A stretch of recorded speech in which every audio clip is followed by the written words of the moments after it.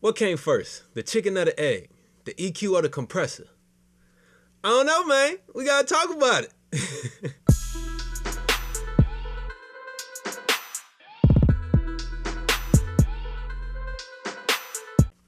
What up, yo? This your boy Wavy Wayne. And that's right. Today, we're gonna talk about the age-old question of what came first, or what you should apply first, whether EQ or compression. That is a big topic. A lot of engineers want to know. And, today we're going to come up with some answers, and hopefully it'll lead you along your path to choosing the right choice. And now I say for you to choose the right choice, because I'm just going to lay out the information, explain how things work, and I want you to be able to decide when and where you should apply EQ first or when you should apply compression first.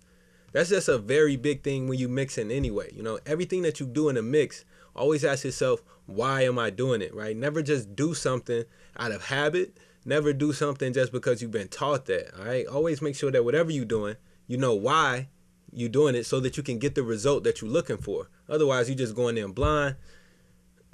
You're going to not know where you're going. You're going to be chasing your tail for a long time. But, you know, you come to the plate with an objective, and then you can get there a whole lot quicker. So EQ or compress first. Let's take a look at my Pro Tools session right now.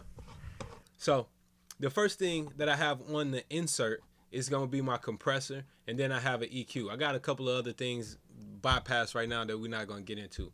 But one important rule to remember is that inserts in Pro Tools are processed in series from top to bottom, where the previous insert is affecting what's going on into the one coming after it, all right? So, again, I start off with compression for the most part. Most of the time I want to go in and tighten up my signal, correct any dynamics problems that I may be having, and make sure that I have a good overall presence on that signal. So most of the time I'll go in with my compression first and knock off any peaks that I may have, right? And then I'll go into my EQ. Now, if I did this the other way around, which I do sometimes, one thing I have to remember is that an EQ, I'm just going to use this standard Pro Tools EQ.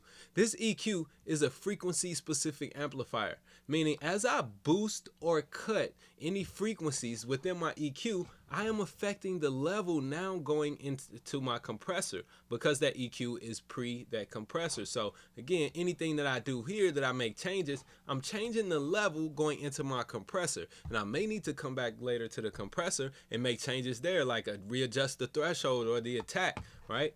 Now, there are a lot of cases where you want to EQ first. Let's say I got a track that has some obvious problems in it. Maybe proximity effect is going on, where, you know, maybe you got to real close up to the microphone and get that little Barry White, you know. So maybe I have some of that going on.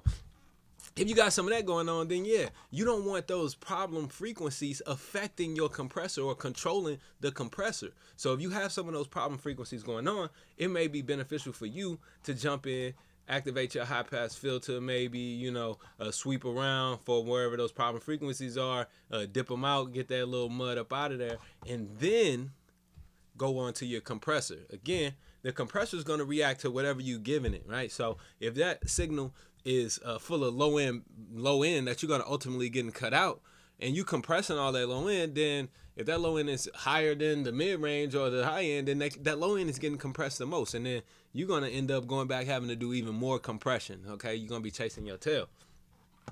Or let's just say that you just using this one EQ. Let me bypass this. As you work with this EQ, you got to remember that anything that you boost or cut, again, you changing the signal here. So every time I need to make tweaks in my EQ, I'm going to have to make tweaks in my compressor. Now, the reason why that comes to be a problem, because I'm tweaking my EQ way more than I'm tweaking my compressor. In a typical session, my compression is pretty much set it and forget it. Like once I got it sitting in the pocket right, I pretty much don't have to do too much more with that compressor. And regardless, even if I did need to change my compressor, right, to where I'm doing the compression first, I could make the adjustments on the compressor, and all that's doing is changing the overall level that's going into the EQ, so I'm still good.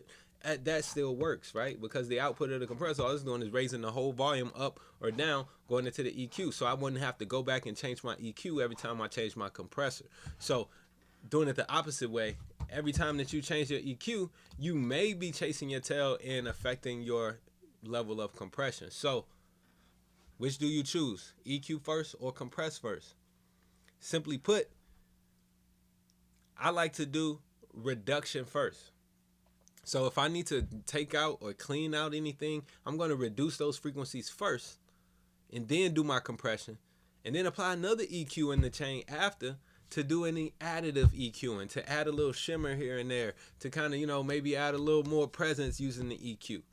So I'll do a little bit of that after the compressor, right? So that way I'm not chasing my tail. So it would be totally okay to apply EQ before your compressor. Use it to clean up any frequencies that you don't want in the final mix of this. That I know I'm getting rid of these low end frequencies anyway. I can go ahead and get those cut out of there, and then knock off whatever peaks I got going on with my compression. That way that low end isn't really affecting my compressor, and then I can jump into another EQ and maybe do a couple more tweaks just to enhance the sound at that point. All right, that's my take on it. Should you EQ or compress first? Do whatever makes sense. All right, make sure you understand the tools that you're working with and make the best decision for the record at that time. All right, that's the Wavy Way tip of the day.